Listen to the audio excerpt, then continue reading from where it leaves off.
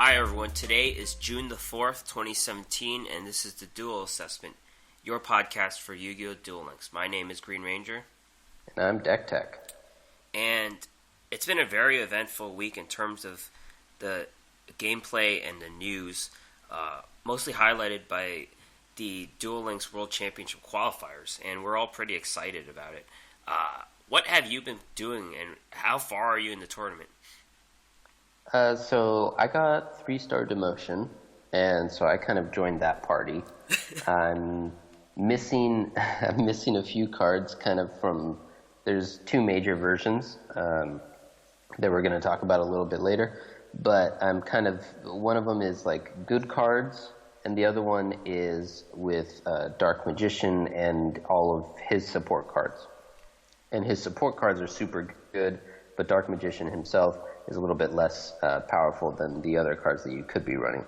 And so I'm kind of missing a few cards in both versions. So I was doing like a hybrid thing, and then I was doing like a janky version of each one and seeing which version I like best of all of those. But even with all of those, janky versions and experiments and stuff, I made it up to gold.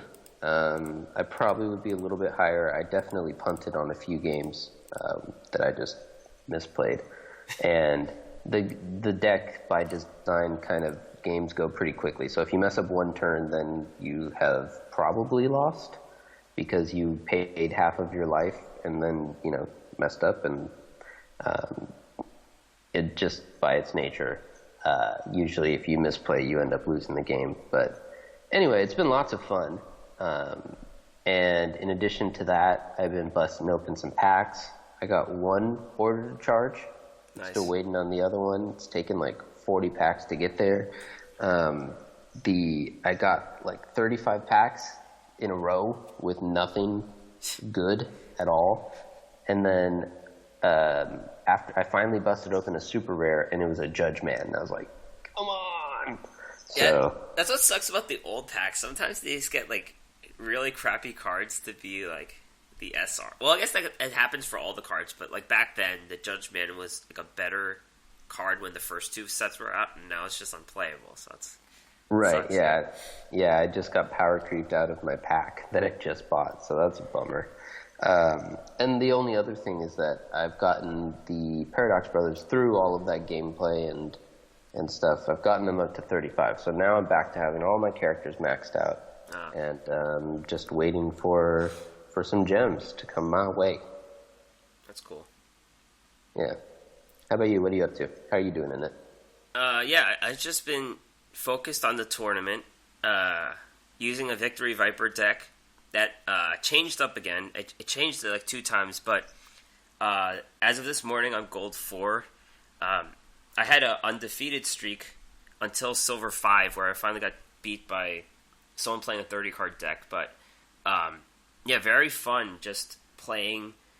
At first it was off-meta decks, people just, new players trying to get in the tournament, and now I'm actually facing, I think it started in silver, but facing some of the top decks in gold. Everyone is, playing a good deck, so very fun. If I actually sat down for 2 hours, I might be in platinum by now, but I've been playing Gwent, so splitting time between. I've been playing Shadowverse too. I'm splitting time between all these card games. Yeah, that's too many, man. I couldn't do that. I had to limit it. So I play this game, of course, and then I also play Hearthstone. But that's pretty much all I do because I don't have.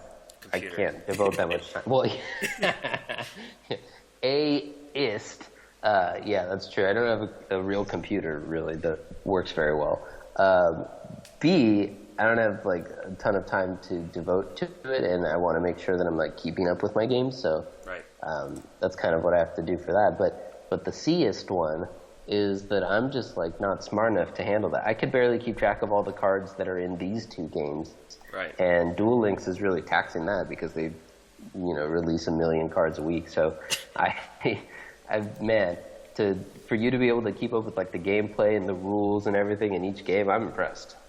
I don't really know the rules in Gwent yet, but anyways, that can do clicking randomly. That's cool. I don't know what the keywords mean, but I'm learning. back in Duel Links, opening packs, I finally got Mirror Wall, which I never reset New Impact just because I was looking for it, and it took me down to the last 30 packs. And Mirror Wall has done wonders for Victory Viper. It seems like a staple card in those builds, even though there isn't really a staple build. So I think I reset New Impact to try to get another one, but I'm probably not going to get another one. But yeah, Mirror Wall is the biggest get I've gotten this week. I've gotten some URs as well, some other ones, but nothing too impressive. Yeah. Cool. All right, we have some news here. We have our first Patreon. Matthew Humphreys, thank you very much. Thank you for supporting us and believing in us.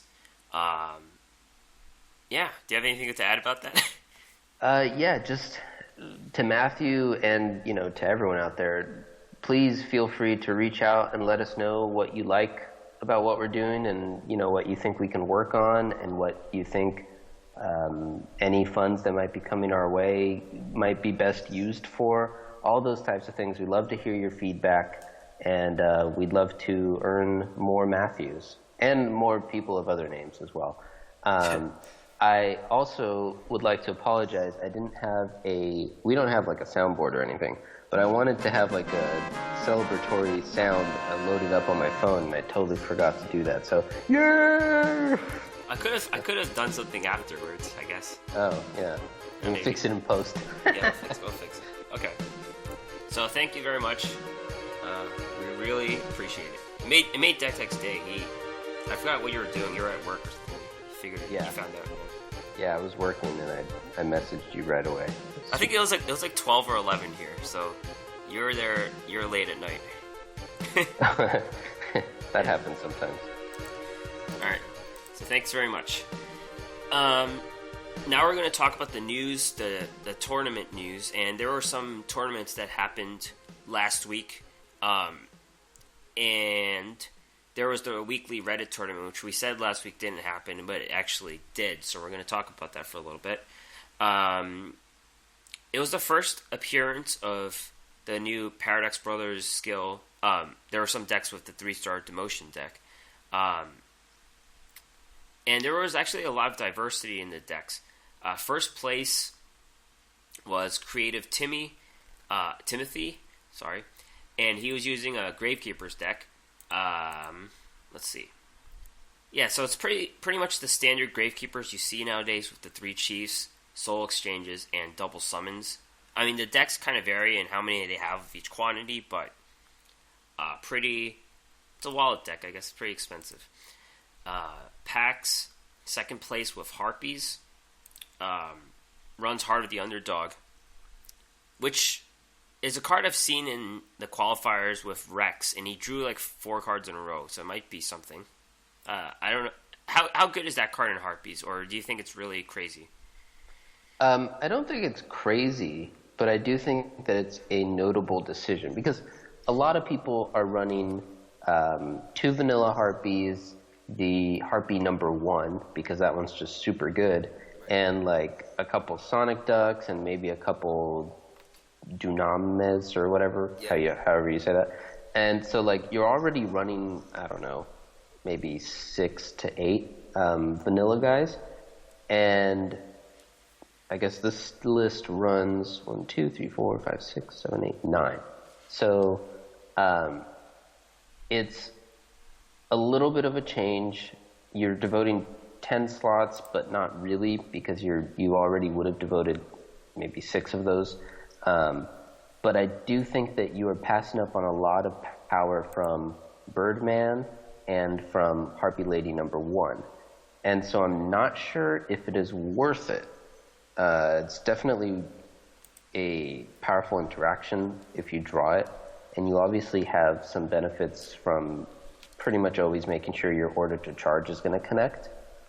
I might have run his list a slightly different version, where he runs Sphere Kuribo and the 4-star Ladybug of Death, and I might take out some of the tech cards just to add in just those powerful cards of Birdman and Harpy Lady number 1, to make sure that I'm maxing out on power, I'm just not sure if it's worth it just to get all of that card advantage.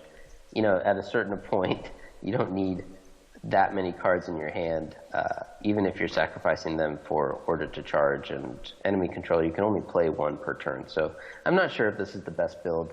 I could definitely see it working, and I could obviously see how it works. So congrats to him for doing well in the tournament, and maybe you could try it out if you're looking to try out different versions of Harpies. But personally, I think I'd prefer to use Birdman and Harpy Lady #1 at least, even if you're going to use the Heart of the Underdog shell and put in a bunch of other normals to go with them.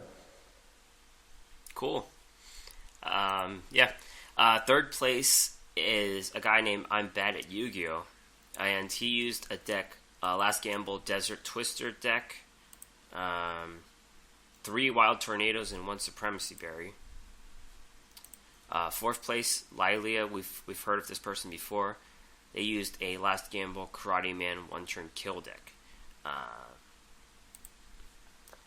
What do you think about this deck? I love it. She is just like so much fun for bringing this, and she actually wrote up a guide to go with the deck, which you can find in the Reddit. The person who did the tournament report did a linked to it, so you can check out her guide if you want to learn how to play it. That's pretty cool. But so we know the Karate Man combo, but in case people haven't been around, because it hasn't really been too present in a long time, what you do is you get your Karate Man and you give him a Shooting Star Bow seal, which allows him to attack directly, and you give him a what's it called, Twin Swords Trice or something, which allows him to attack twice. And then you activate his ability. And the ability is based off of his original stats, not the reduced stats that he gets from the weapons. So it's a 1-turn kill if you equip him with both weapons and then activate his ability and attack in. So back like a way long time ago when the game first started, this deck had kind of like, I wouldn't say terrorizing. It was like this weird like mythological deck that people sometimes talked about as just killing them on the first turn, but it was so inconsistent that it never really made a huge impact on the meta. It was more like an impact on the community's meta of comments and stuff. But now it's gotten a lot more tools to really add to its consistency. She has the magic mallet. The magic mullet. That's funny. It's got the magic mallet. It has the iron blacksmith kotetsu to help search out the equips. And it's got, of course, the skill itself, the Last Gamble. All of those things help add to the consistency, as well as protect the combo a bit, since you get to use the Storm. Most Last Gamble decks kind of have some Storm just to make sure the Last Gamble is a little bit less of a gamble on your side. But it seems like it's got some potential here. Obviously, she did pretty well with it. And it's just really cool to see these. I guess I wouldn't say it's a completely new deck because, like I said, it's been around for a long time, but it's totally revamped and we haven't seen it for months, so it's really cool to see it come back. It's a cool deck to try if you're into quote unquote fun and interactive decks. So that's right. Yeah, it's your favorite. Yeah. All right, so we're going to talk about the other tournament that happened last week, and this was the Games+Gamers Open Cup that they run on Battlefy. And these are pretty big tournaments. They had 227 participants last week. Overall prize pool is $80, so the people who won could probably buy some packs, but it's more for the experience than the money. And this was a format which allowed people to switch decks between rounds, so that's pretty interesting. And 4 players reported their base decks. First place is Famax. He used the Harpy's Hunting Ground deck. Harpy's Egotist deck. He had 3 Elegant Egotist in that deck. He also had a Gravekeeper's deck, which is the pretty standard style with the double summons and 3 chiefs now. Second place, Venom, I guess. Venom. He used a Harpy's Hunting Ground deck. Pretty standard, 3 Birdmans, so it's not like the other version. Desert Twister, Last Gamble, looks pretty standard as well. Has the Blue Dragon Summoner, 3 of those. He also had a Gravekeeper's deck.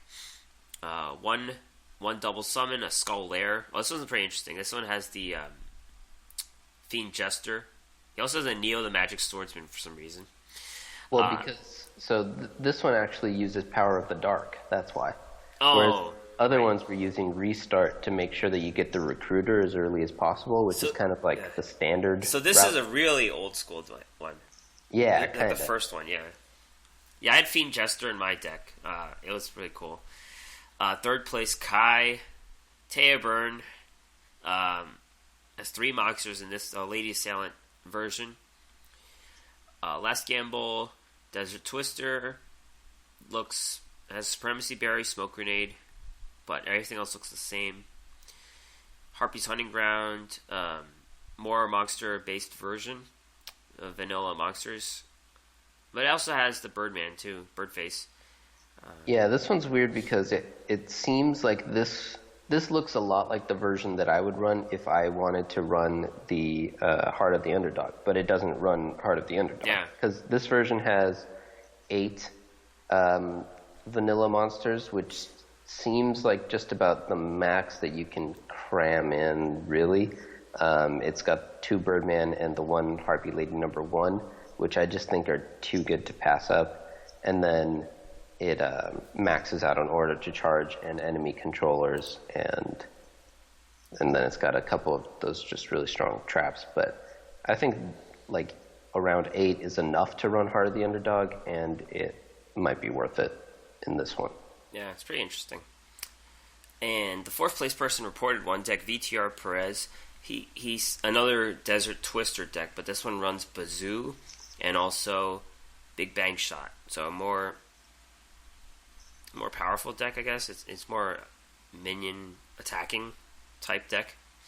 Yeah, this one's kind of like an aggro version of the Twister. It also runs Harpy Lady number 1 to buff up all your wind guys. So it's just it seems like it's really aggro one. Obviously, the Big Bang Shot also works with Storm and in its removal in that sense. Right, so yeah. I kind of like that, but I also like the ability to sometimes equip it to your own like Bazoo and just go nuts. Seems like a good play. Yeah, pretty cool. So you can check out those decks. We have them linked up in the show notes. All right, so now we're going to talk about the main event that's been going on, and that's the in-game World Championship Qualifiers. Again, this is the first road to the championships if you're interested, and you have to make King of Games in this time period to qualify for the tournament. Well, it's like one of the first steps, but there's only like a few people going in the whole country, in the whole world. So, right, think about it. But it's really fun. We're both trying to get as far as we could. There are some disconnect issues. I could talk about that a little later, but I seem to be the one who wins the games whenever someone disconnects. I don't know why, but I'm not doing anything on my end. We got reset back to rookie ranks. We were both at least in silver, being maintained in silver, but now that's reset. And we're trying to get as far as we could. There's rewards every step of the way. You just keep playing and you check your box, and there's gems and whatever. And when you get to Platinum 1, it's pretty notable. You get to choose your SR. A lot of players didn't get to experience this from the Kaiba Cup, but you get to a certain point, you get to pick an SR. So there's like a loading screen, and you see all the cards you get to pick, and you get to lock in your cards. So it's pretty cool to get any card that you're missing. That's fine. If it's a card you're finding really difficult to farm, or if it's just a card you can't even open in a pack, you're having a hard time opening, those are cards you try to get. And apparently you can get a UR. It's not noted, but you get a UR when you make King of Games. But this hasn't been confirmed. But players are saying that is the case. I assume they have screenshots to prove that they got the UR. Yeah, I've seen screenshots showing the selection page at least, where it tells you, which ones you can pick from. And one notable one in that list that I saw was Big Shield Gardna, and that was notable because that card is no longer available anywhere right now. It was previously in the card trader, and then it got rotated out of his cycle. And we were told that it would come back at some point, and it probably will. But right now, it's not available anywhere. So that's another thing to consider when you're trying to decide which prizes to get for yourself. That's a very good point. So I guess we could talk about the meta, and then we'll talk about what we've been playing. It's been noted that there's been a lot of harpies on Reddit. This is not a surprise, given the skill changes and whatnot, and it being a really complete deck. One Redditor said he faced harpies 11 times out of 12 when he went from Platinum to King of Games. So, a lot of the same deck. And Duel Links Meta, which is the site run by D. Kayed, the site's been revamped, and there's a page called Qualifiers King of Games decks, and he shows it's a user-submitted thing, I believe. He mentioned it on his stream, but people are submitting the decks that they used to get to King of Games, and there's a lot of Gravekeepers, Harpies, 3-star Demotion, Weevil decks, Relinquished, Luck on Your Side, Bluff Trap, Last Gamble, Desert Twister decks. And I like how the site looks just because you could see what all the staple cards are. And if you're trying to get there yourself, you could try to build off ideas, or you could play these decks. And it's pretty interesting to see some of the new cards in Harpies. They have the new Dimension Gate in all of them.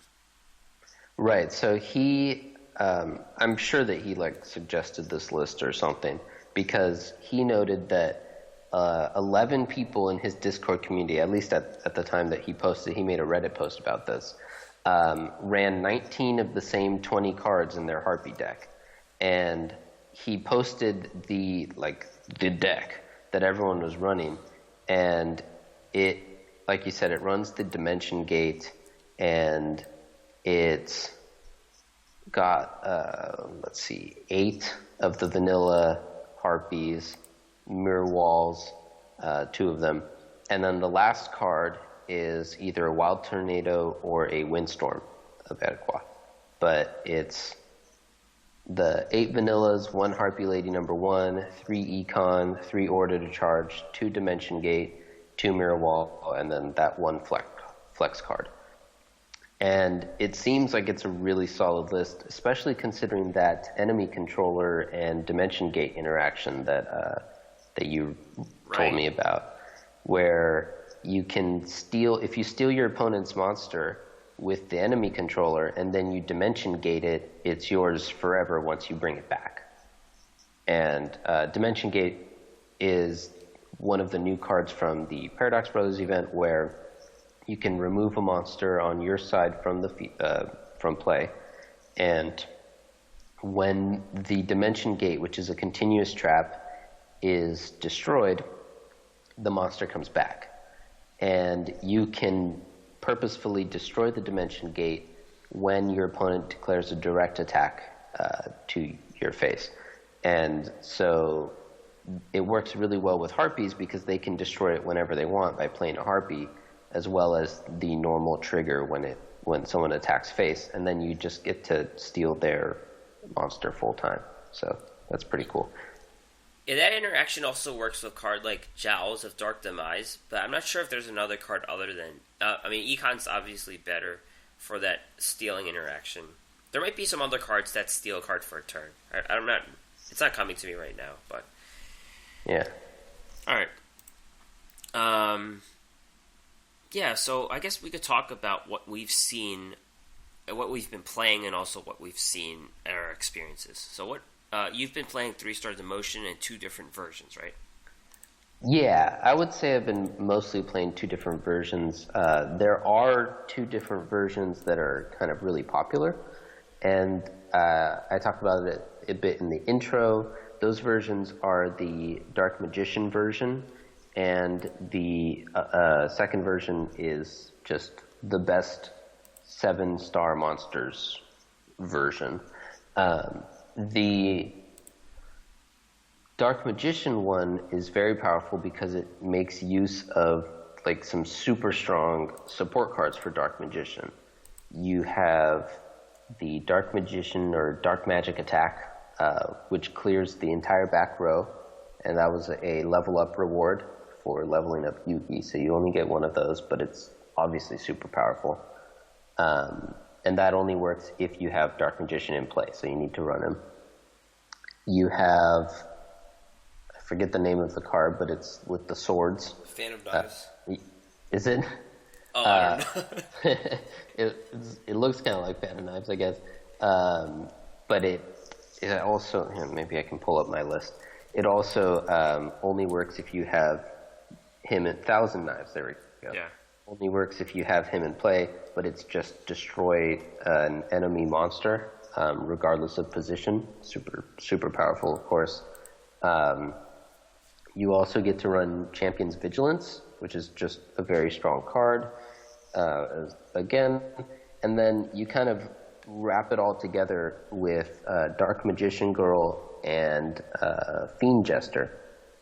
And Sage Stone, which goes with the Dark Magician Girl, so that you can tutor out and ramp out the Dark Magicians.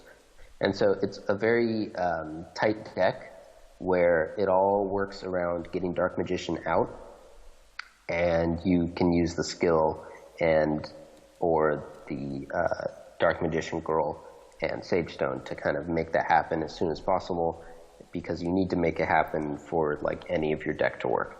And so I like all those powerful effects. I don't like that if you don't draw the Dark Magician or the Sage Stone, then you're just sitting with a grip full of useless cards where, you've got, your hand is like 2 knives and the Dark Magic attack, and you're just like, okay, I lost this game because I can't do anything. So I like that the other version runs a lot of individually powerful monsters, and those monsters include the Guardian Angel Joan, which we talked about when we initially discussed it, but I didn't have any. I have since gotten one from the trader. I'm waiting for more to show up, and it's probably the best monster for your normal, like regular game plan that you can get. And so the way that the deck works when it works optimally is you activate your power, you use a Supremacy Berry to counter the cost of doing your power, and then you play the Angel Joan, and you attack into whatever they played because you're going second because you prefer to go second. And you gain a bunch of life so that you can continue the cycle of, if she gets to attack probably twice, because there aren't too many 2,000 attack monsters, then you get a whole nother activation. Whole nother activation. And so that's a really powerful card to kind of keeping your engine going. Because the worst is when you don't have any life gain and you can only use your skill once, and so your pretty much entire deck is dead until you draw something with life gain.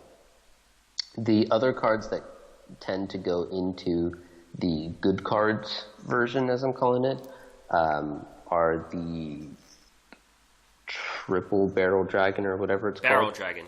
Yeah, okay, just barrel dragon. Because obviously that can remove monsters, as well as Sangha, which I think is the strongest of the gods. Right. And that, again, is just a very powerful effect monster. And then you have some room for miscellaneous support cards that aren't nearly as well defined or as finalized as are the Dark Magician ones. The Dark Magician list kind of forces you to run exactly these cards. You want to run them. That's why you are doing it. You're running it specifically so that you can play these cards. And so you're kind of forced into running the 3 Champions Vigilance, 1 or 2 Thousand Knives, the 1 Dark Magic attack, at least 1 Sage Stone. It kind of builds itself in that sense. Every version should be running 2 Supremacy Berry, and I kind of like 1 Dian Keto, the Cure Master. Right. Yeah.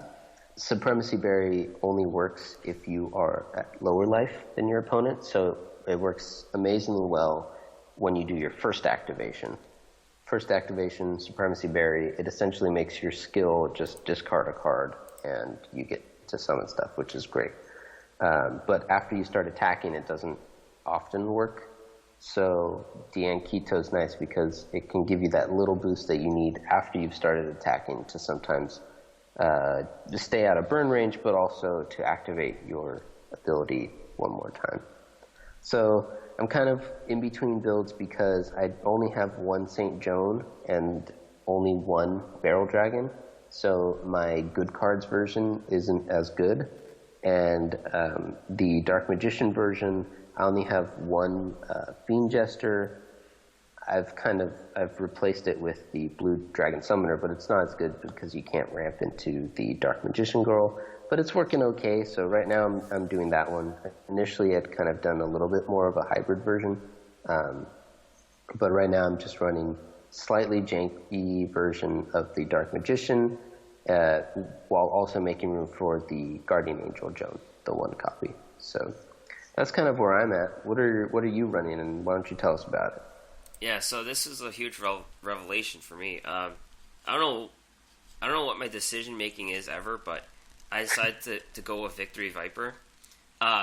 It's just a lot of the meta decks. I'm missing cards. I don't have a full set, and I don't feel like playing an incomplete version. And part of me just always liked playing a deck that wasn't known to everyone. That's just how I win games.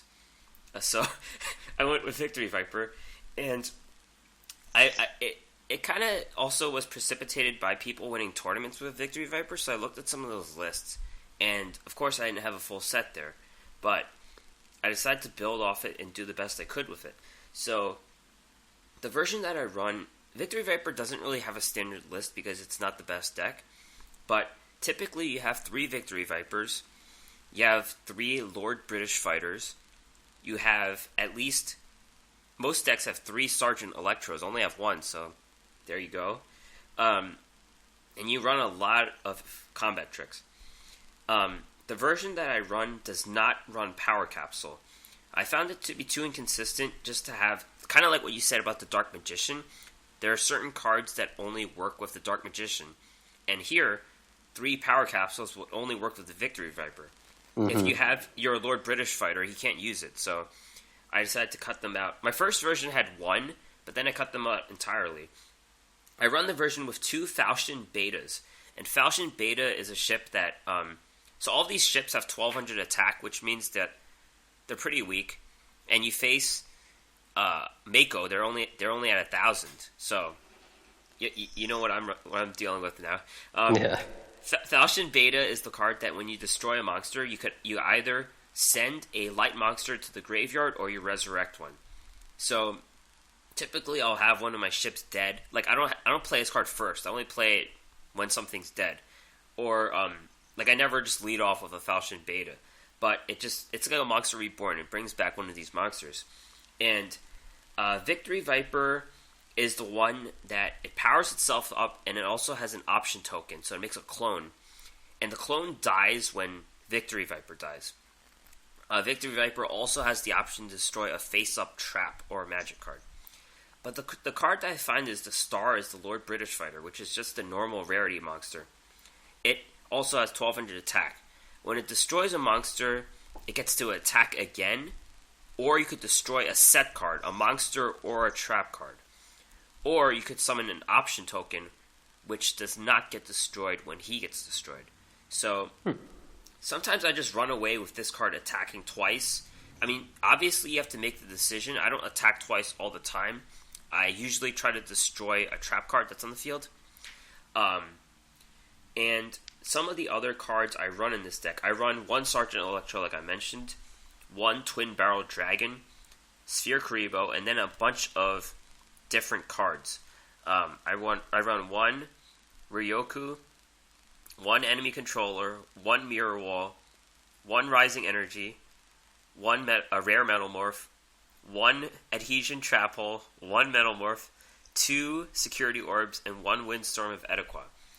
I was trying to cut out one of the trap cards, but then I couldn't get to a resolution, and DeckTech said 21 cards is okay, so that's what I did. I was going to do 22. I was going to do 22, but he said no. So, not allowed.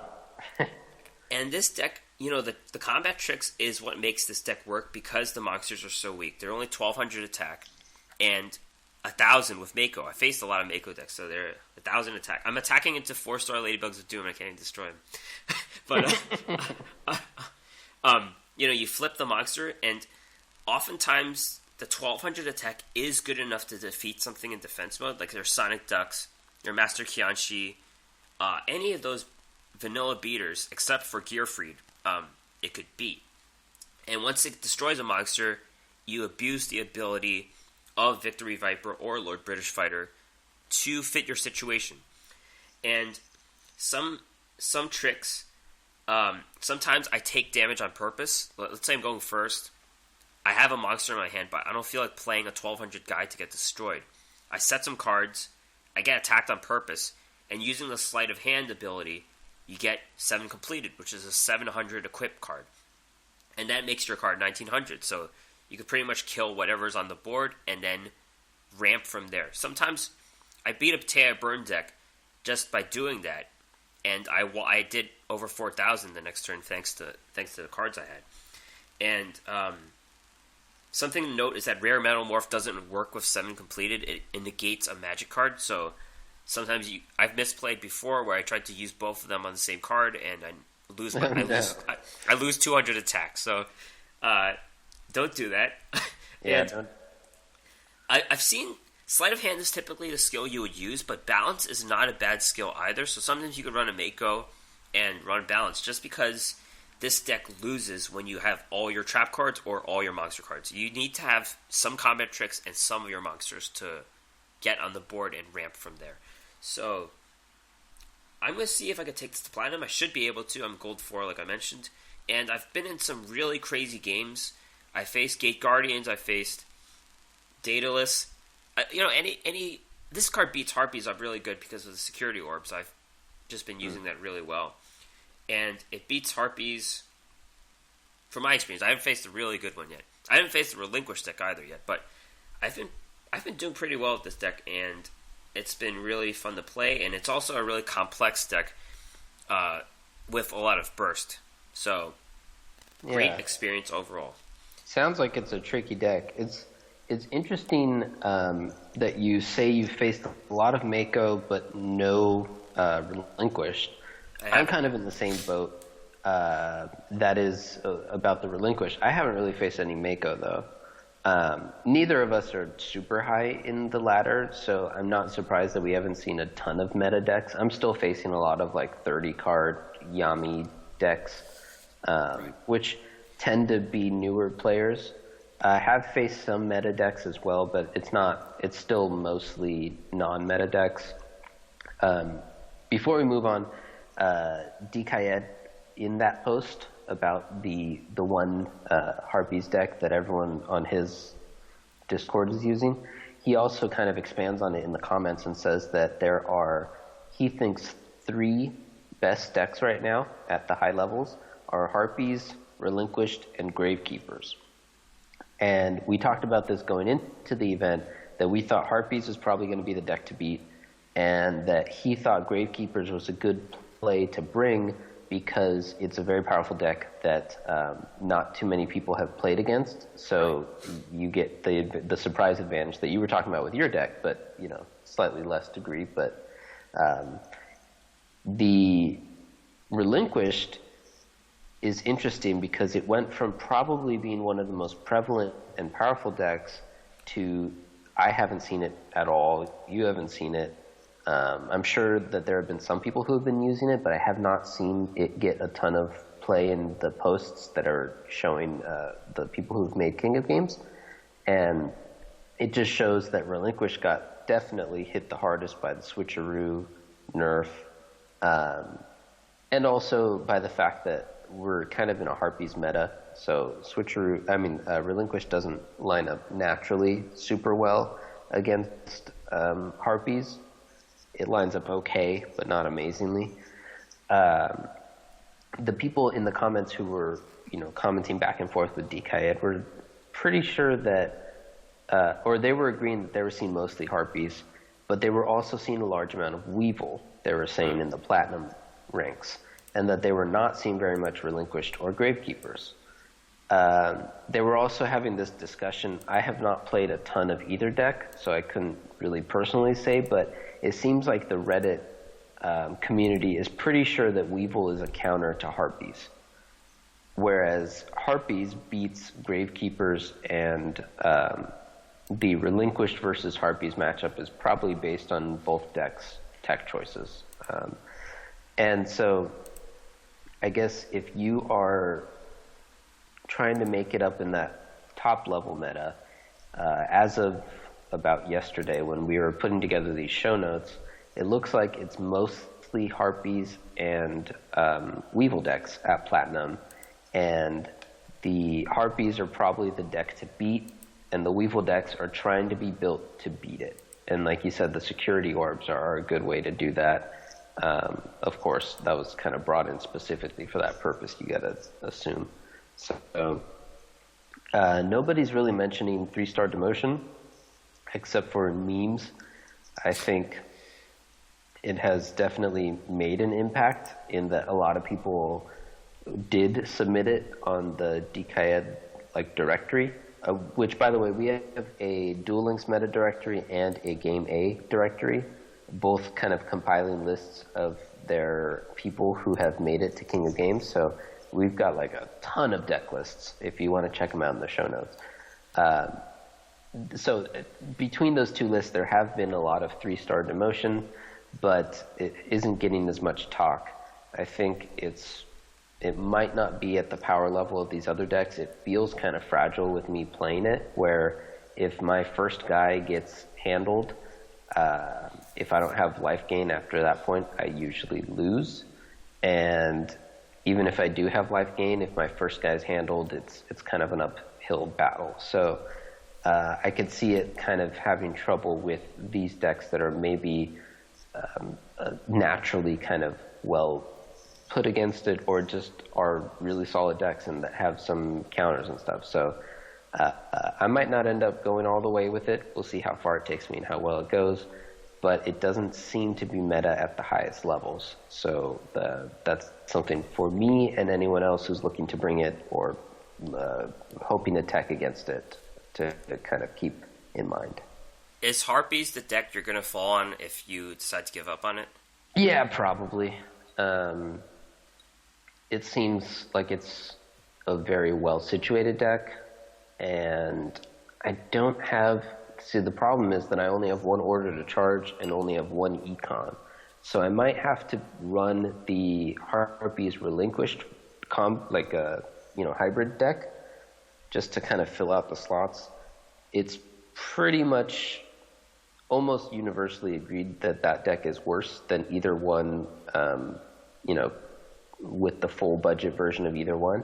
But I just don't have the cards to run a full budget version of either one of those. So I'll probably be doing that. Oh, well, we'll keep us up. We'll be updating your status next week to see what you're playing, I guess. Yeah, well, next week will be right at the end of this, so you will hear from me how it went, I guess. Yep. All right. So that's all we have to say. There's a ton of decks on those sites, and even if you have very few cards, there's a pretty good chance you'll have cards to play at least one of the decks, since there's so many of them. So give those a gander, and if you feel like, getting some ideas, if you're having trouble, if you're having fun doing what you're doing, then keep going. But let's say you're having trouble and you want to, study on the meta, that's a pretty good, those resources are pretty good. So Bakura's back, but no one seems to care.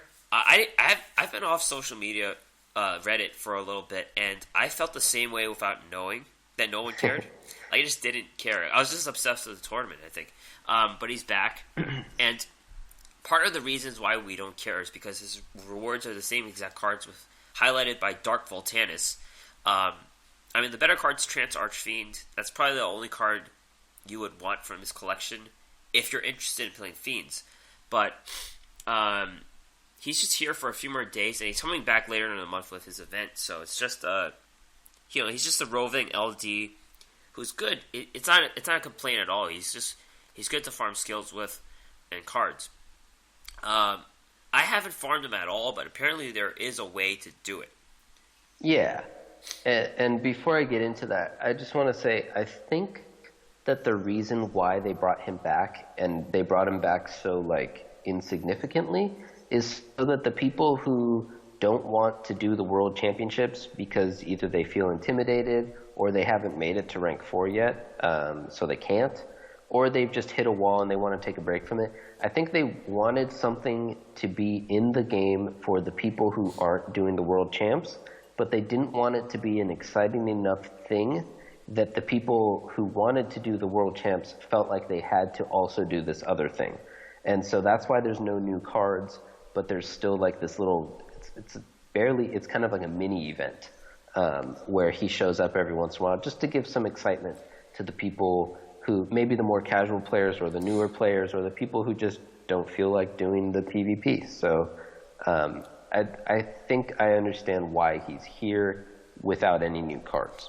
It's better than the tour guide event. Right. I guess. Yeah, better than the tour guide event. Going into farming, I've linked a few threads on Reddit that I found that have pretty much come to the same conclusion, and I will add my deck in the show notes, which is pretty much the same deck as well. The way you do it is you run Elements Unite, and it's similar to the Elements Unite, just general farming deck that we had talked about before that can be used for farming all of the easy legendary duelists, as it were. Except that Bakura is a little tricky, so you kind of have to modify it a tiny bit, as well as have some specific gameplay techniques in mind. So, as you'll recall, that deck is essentially a bunch of draw and then a finisher. And if you want, you can also run polymerization, and you can run some life manipulating cards so that you get down to 100 life, you get the fusion points, etc. My finisher, and I think the finisher, if I recall correctly from both of the Reddit threads, is the Vassal with Union Attack, but you don't have to use that. So I know some people still don't have it because there haven't been a ton of opportunities to get it, so you don't have to feel left out in that sense. The tricky bits are that Bakura has 2 Tribute of the Doomed and nothing that can attack over your gods. So what you do is you leave your gods on the field. You do not combine them into the Gate Guardian, because then he will just Tribute to Doom that and win. Another tricky thing is that he has a trap monster. I forget what it's called, but it starts with a Z. Zoma the Spirit. Yeah, there you go. Zoma the Spirit. That when it dies, it takes you down with it. It deals damage to the owner of the monster that killed it, equal to the attack of the monster that killed it. And so if it attacks into one of your gods and kills itself, it will thereby kill you, because you're only at 500 health, and it'll deal 2,600 or whatever. So what you do is you put all of your gods into defense mode. So you don't combine them, you put them into defense mode, and that lets you stall out the entire game because he has nothing that can attack over their defense. The last thing is that he has a trap. Sakuretsu Armor. Thank you. You're like an encyclopedia over there. That kills a monster that directly attacks him. So before you've used the gods in defense mode to stall out the whole game, but before you attack in with your finisher, you need to clear his back row. So the easiest way to do that is to use Storm, but Storm takes up a slot, so you only have you can only clear 2 things with Storm, unless you add a field spell to the deck. And you want to add a field spell that does not mess up the fact that he cannot attack through your gods. So make sure it's any field spell that does not weaken your gods or buff any of his guys. If you happen to have it, the Sorceress Spell Wall, it's a super rare, but it just only buffs your guys. So that's a good pick. I guess you can also use like Dimension Gate or something like that just does Fusion Gate. Yeah, you can use Fusion Gate as well. Just anything that does nothing or that, like I said, doesn't mess up the fact that he can't attack through your guys. And then you set 2 of your cards, usually at the end of the game. You only need to draw enough cards so that he doesn't deck out before you do. So at the end of the game, you'll have an extra card draw, or maybe I also run Pot of Benevolence, which isn't always necessary. So you might have, that guy laying around. Set those, use the Storm to clear out all 3 of his back row, or up to if he doesn't lay down everything. And then you can attack him with your finisher, which, again, for me is I fusion out the Koala and the Master of Oz, and then I use the Union attacks and the Vassal to attack through. I like to use the Koala, by the way, because it is a 2 tribute. So every once in a while he won't use the tribute to Doom to kill my gods, and so I'll just have 3, my slots will be filled, and they can't attack. That's part of the restriction of the ability, so the Vassal would not be able to attack in, if that were the case. So what I do is I use the double summon to make sure that I don't get stuck, on the last turn, and I use it to clear out a slot. If he's killed 2 of my gods, then I can just play it without tributing him first. You don't need the tribute points. If you end up doing everything in my list, I get like 9,600 points, so I don't need it. It's just or the fusion points. It's just to help clear out the slots and make sure it works on the final turn. So if he kills none of your guys, you can tribute and then fusion and then play the Vassal. If he kills 1 of your guys, then you just don't do the tribute or fusion or anything. You just play the Vassal and attack in. And if he kills 2 of your guys, then you just do the fusion without doing the tribute, and then you play the Vassal and attack in. There you go. There you go. Yeah, sometimes farming is a little tricky with the slots. You just have too many things and you screw it up sometimes. So it's pretty cool. You have to pay attention to all this stuff. Yeah, you got to be a little bit careful, especially since the first thing you're probably going to... you don't have to do it first, but usually what I do is if I have a full hand, I set things that I'm okay with using Storm on first, so that I can use my Storm first. And he doesn't have any back row destruction, so you can also set Storm itself. Whatever. It all works. Yeah. Alright, cool. So, we're going to talk about the card flipper campaign, and there's a new card called Flameveil Grunica, and it's a 1700 attack dragon, which has the ability to deal direct damage based on a number of monsters in your opponent's graveyard. Oh no, wait, so it's the level of the monster that got destroyed times 200, so typically it's going to be like 800 direct damage. And we talked about this card. It's a good card for beginners to use just because it's a solid beater with a plus ability, and it could have potential if dragons become a thing since it becomes 1900 attack. Right. It's a solid card, but it's not likely to take a spot in the most refined decks because the refined aggro decks will have things that are better than 1700 most likely.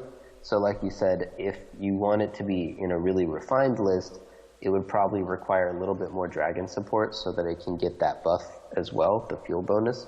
But it's definitely a solid card, and it will probably see its way into some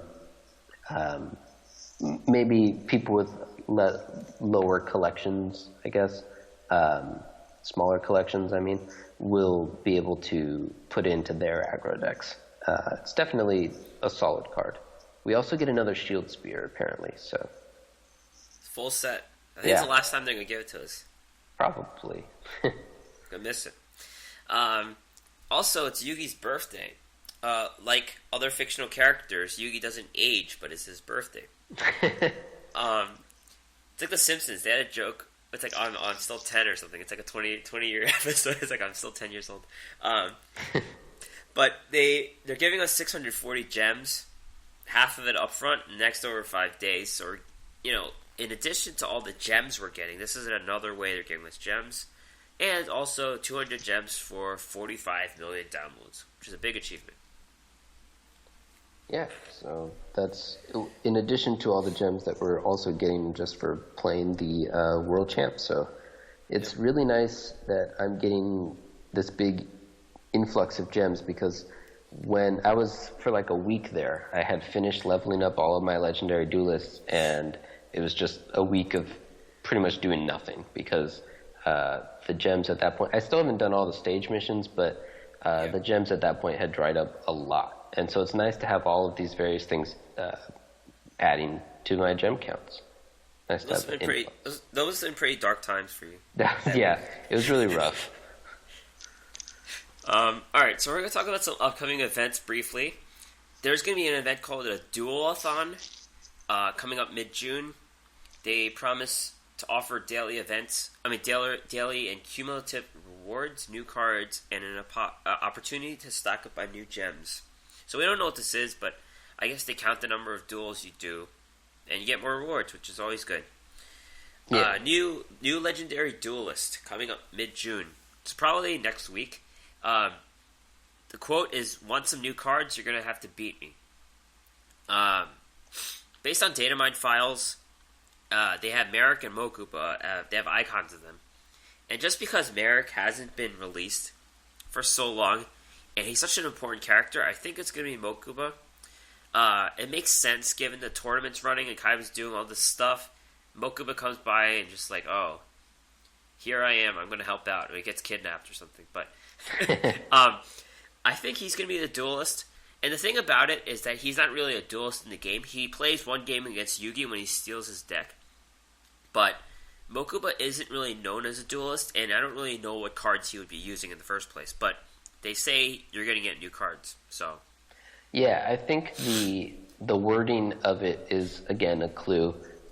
It's not as obvious as, like, the limerick, or not limerick, but the, rhyming couplet of the Paradox Brothers, but the fact that it says "you're gonna" instead of "going to have to" or something like evil. If it were Merrick, it would be like... Meet your doom. Right, exactly. So Merrick's would be like evil, I think, and gonna, even though I still use that word and I'm a grown-up, it kind of comes off as like a kid's word. Yeah. I think I agree with you. It sounds like it might be Mokuba. And there's also an outside chance of a duelist named Rebecca, because people say she announces the intro when you open the game. But we haven't seen any pictures of her in the game. But she's a more established duelist in the anime. So there's an outside chance you're going to get Rebecca. I've never heard of her. She's that little girl who likes Yugi. She has a teddy bear. Okay. It's like a season 2 thing, yeah. I might not have gotten that far.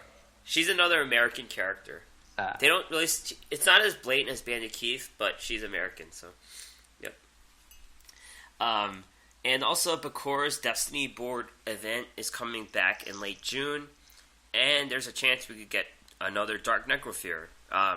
The deck hasn't really taken off yet, but more consistency for it is always good. Yeah, we've got the Doom Dogs, I think they're called. Yep. So if we have 2 Necrofears and 3 Doom Dogs, I think that's enough to make the deck work. We've got a big influx of solid Fiends as well, from the various Bakura events, but also just kind of from packs and stuff recently. So I think if they decide to do it, this will be the time that they're going to make Necrofear a real deck. It seems like they've kind of been slowly ramping up to it with those, sprinklings of Fiends being released, and I think it might be coming. I think it's good for the game just because if the deck becomes successful, a lot of people are fans of the card, but it also brings out the counters of those cards that do stuff to the graveyard. Mm-hmm. And it would be fun to see that. Unless they become super annoying, but I don't think they will be. Yeah, I mean, it's a super powerful card. So I imagine if they give it some room to breathe, it'll probably get a solid amount of play. But then it would kind of just be like Relinquished, where it's really good for a while, and then they, make some changes to the game, maybe mix up some skills or just add new cards, and it's no longer the most powerful or certainly not the most prevalent deck anymore. So I think their really quick release schedule with this game is one defense against something being too dominant for too long. And so I think they can chance it and allow a really powerful card like Necrofear to get its day. Yep. Alright. So now I'm going to talk about this thing where Android users can get money. Is there any legal spiel we have to give, or can I just talk about this? I didn't prep any research or anything. I think it's okay. We can talk about it. Alright. So I read this thing on Reddit. Top post. It's just a PSA saying Android users can get money.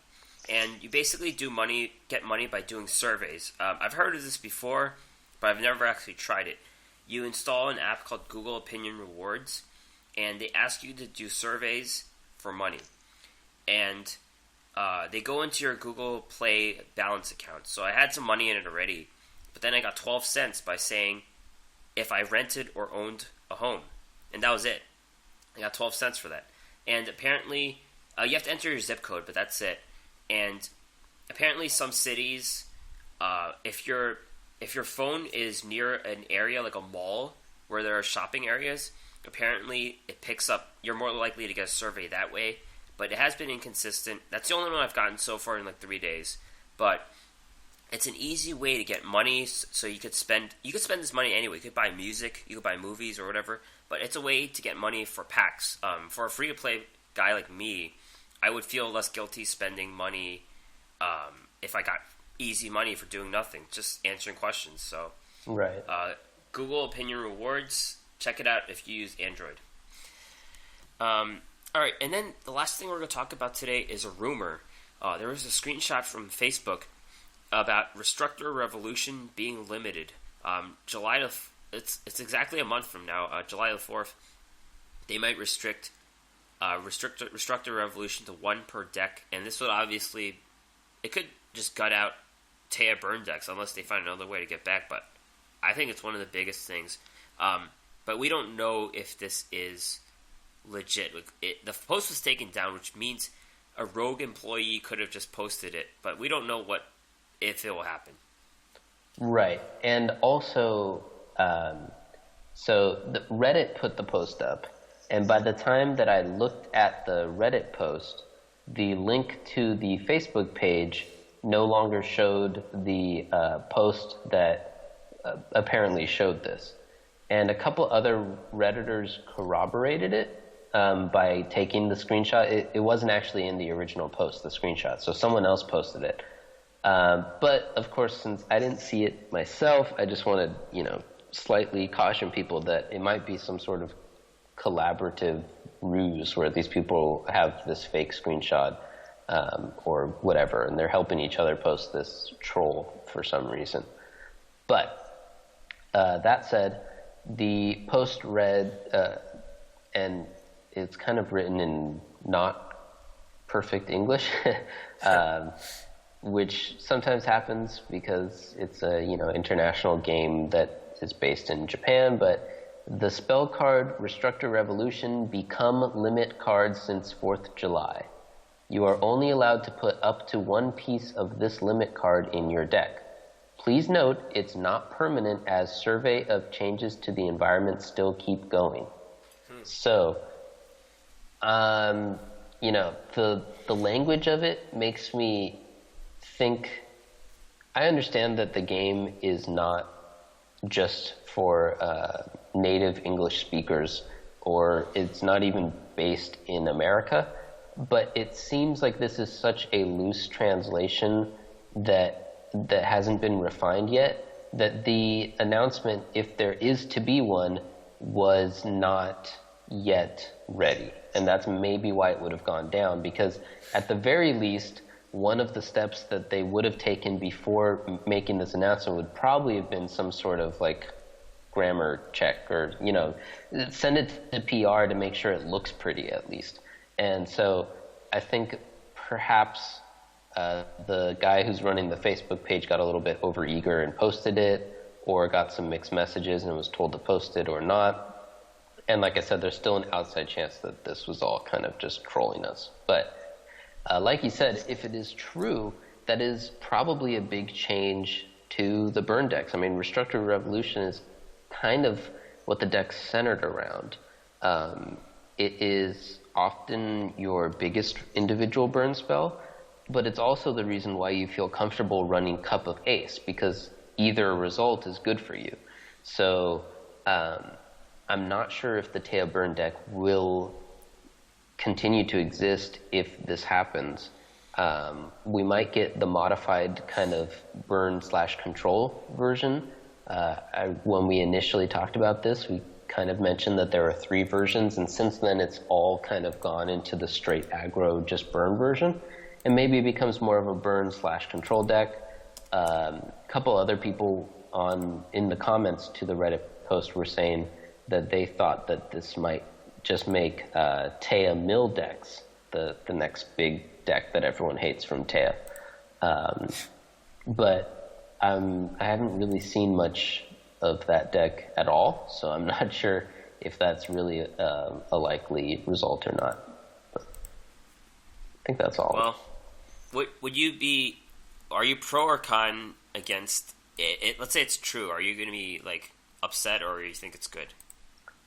I don't really care. I think that, like, I don't know, Reddit is prone to hysterics, I think. Right. There's a lot of people complaining about this deck just, like, being, quote, cancer, which is, of course, a really insensitive way to say that you don't like a deck, but I think that it's really not that bad. And as you guys will recall, I played it for a while. It's not as broken as Reddit is making it seem. It is a little bit better than I thought it was, but it's not like you're losing turn 1 every single game. Every once in a while they get a god draw where they do get to win on turn 1, and I think that is the reason why people hate it and why it might get nerfed, because not having a turn is, of course, very unfun. But that's really not what the deck does, like, almost ever. One last reason, by the way, that I forgot to mention that I think this might be a troll is that Reconstructor Revolution getting limited on the 4th of July, I don't know, that seems like Revolution, 4th of July, I'm not sure what's going on there, but it seems like a weird date to pick, and it also seems like that card has some significance maybe for that date. And finally, I think it's a little bit weird because I don't think that Teo Burn is like an oppressive deck. I think, as we're seeing from the results right now, the most oppressive deck and the deck to beat is Harpy's Hunting Ground. And I'm not sure if that needs a nerf either, but if it were to need a nerf, the nerf would have been to the skill when they did all those skill changes. So, and all in all, it's a little bit surprising, and it'll be interesting to see if we get some official confirmation anytime soon. What we need are more Skamazes in this world. I mean, come on. Is that what we need? Yeah, that's what we need. All right, so we're gonna wrap it up for today. Thanks again for our Patreon for supporting us. So you can find us on various podcasting sites like iTunes, Stitcher, or various apps. Check out a podcast and our website at theduelassessment.wordpress.com. We have all these show notes there. Our Patreon, patreon.com/duel_assessment. $1 a month could work, so anything would be much appreciated. Email us at theduelassessment@gmail.com, and you can send us any suggestions or share anything cool with us at theduel_assessment, me at GreenRanger HS, and Decktech at HS Decktech. Yeah, those last ones were our Twitter accounts, as you guys probably know, since you listen every week. And thanks for that. Yep. All right, well, good luck playing the qualifiers, and if you're not, just keep playing the game and having fun. There you go. All right. See ya, everyone.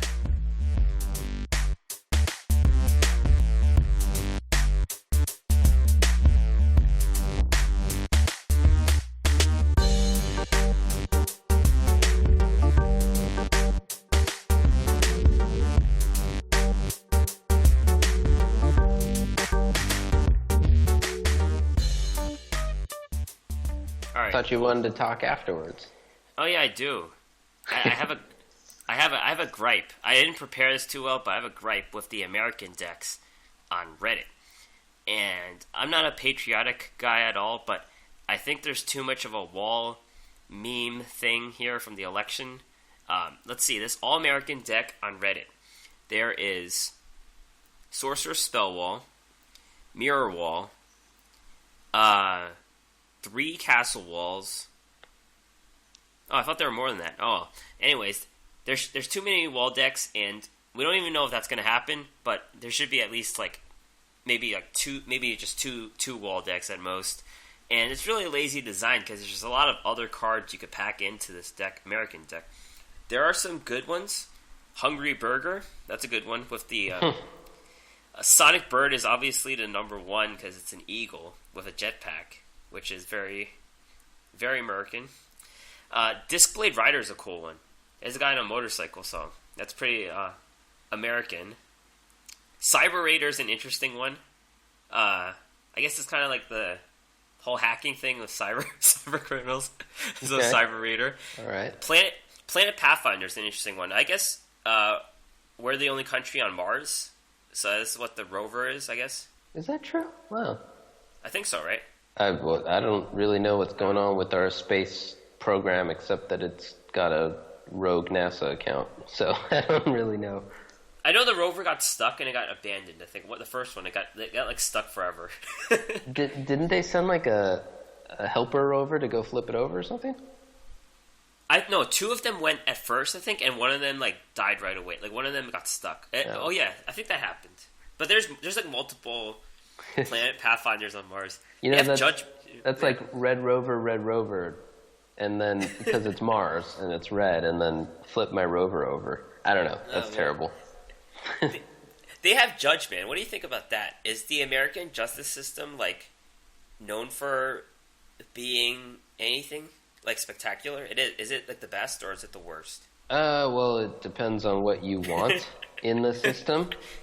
We definitely have one of the most robust systems because our system, our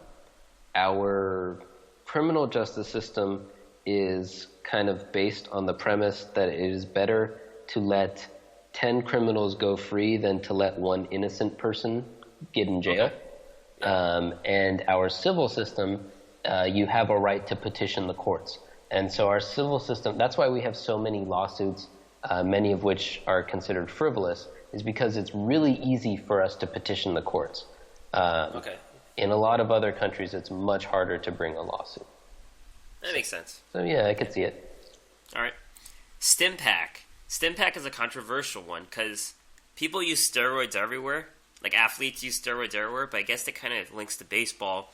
Baseball is known for their steroid controversies, and that might have to do with Stimpack. But, Russia had a bunch of athletes banned for, Olympic athletes banned for steroid use, so that one could go for any country, in my opinion.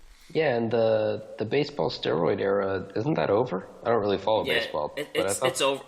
Guys get suspended for amphetamines every so often, but it's like they didn't know they took it or something. But the steroid era is over. Yeah, come on. Yeah. They have Final Destruction, which is, I guess, about the bombs in Japan, I guess. But or just generally our country leading the world to its end. You know, one of the two. Yeah, the planes do drop a lot of bombs, so I guess that one works well. Yeah. Collected Power. I don't know about Collected Power. Reinforcements make sense in a military thing. I'll talk more about the military. Jar of Greed. What do you think about Jar of Greed? Sure. I mean, maybe. Yeah. I'm not the type to get offended by the negative stereotypes against us, but I think us being greedy might be one of them. Okay, cool.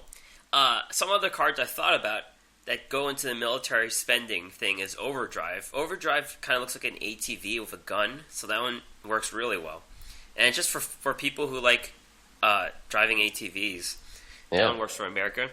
Ground Attacker Bugroth is a military spending one. It's got 2 big missiles on it. Oni Tank T-34, it's a tank. Symbols of Duty is a good one. It's dog tags, which is an American soldier thing, I believe. The Golden Apples, apple pie. They didn't think about that one. Mm-hmm. Yeah. And I'm sure there's more, but there's 97 pages of cards. And I'm sure I could think of a better American deck that has fewer wall cards, maybe 1 or 2 wall cards, but there are plenty of better options for American decks. Yeah. Well, there you go. That's it. You researched that very thoroughly. Yeah, I tried. All right, cool.